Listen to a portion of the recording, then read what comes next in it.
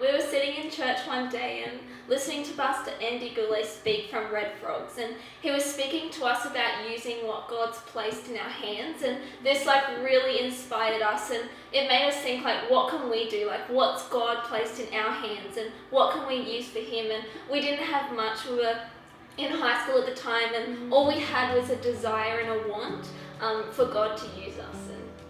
Yeah, and our ministry just started by writing out devotions by people we admired and just writing them onto cards, and then each Sunday at a church service we'd pray about who to give it to, and then at the end of the service we'd go up to them and we'd give it to them and we'd just say, you know what, we just felt God wanted to bless you with this word of encouragement, and we just wanted to be used by God, and we'd acknowledge that we're placed in temporal settings so that we can have an eternal impact. Yeah, and this journey's been huge, and there's been so many moments in it that have been God moments, and it's been a God journey the whole time. But one moment of how it actually started was we were approached by another ministry after writing cards for so long, and we were asked if we could help with their ministry, and we really prayed about it, and we just felt that it wasn't what God was calling us to do, that he'd had something better in mind, or just something different in mind for us. And so we had to call her that night, and I just said we love your ministry, and we want to help in any way possible, but we just feel like God's going to bring you someone that is going to better fill the role. And so about 10 minutes after I'd hung up, Kezia sent me a text and was like, Hannah, it would be so cool if we just started a website. And I read that and I just smiled, and I just knew in my spirit that that's what God wanted us to do, and that was basically how it started. Yeah, we've had so much confirmation along the way. I mean, a few days before it was published, someone had a dream that we'd started a website, and we've had prophecies and just word after word of encouragement. And from the very beginning, our heart was to equip, inspire, and empower people in their journey with God. And it's something simple from a devotion that they read, that every single thing we did, we wanted that to be at the heart of it. And despite the many changes we've had over the time that we've been doing that, that heart has never changed. And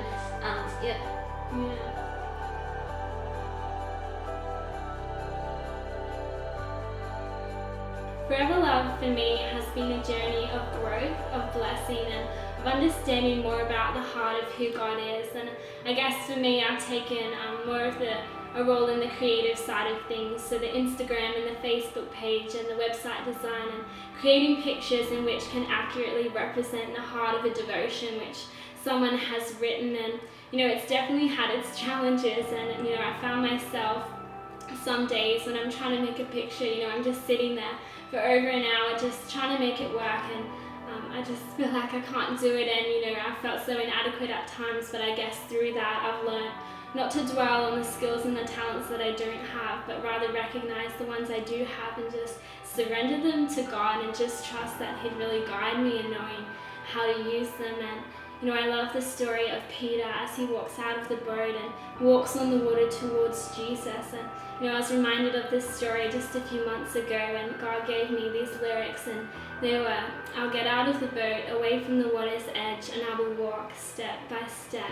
I'll fix my eyes on the one who knows me best, and in his love I will rest. And so many times, both Hannah and I, in the running of Forever Love, we've had to step out of our comfort zones, and we've had to get out of the boat and just be beautifully vulnerable before God, and just trust that he would really guide us and show us the way, and he always has.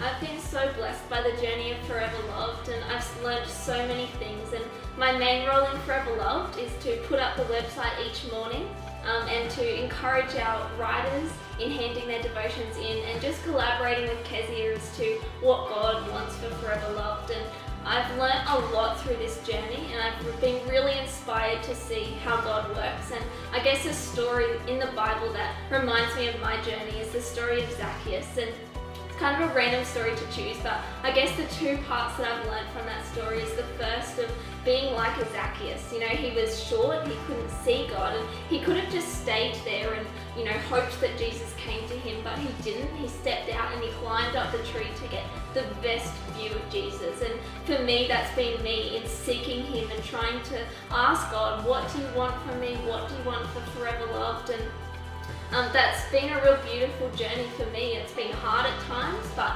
every time I seek him, I find him, and I love that about God. And the second part is, from the very beginning, God placed on my heart to be a planter of a platform. And I love that Forever Loved is a platform for people to encounter Jesus.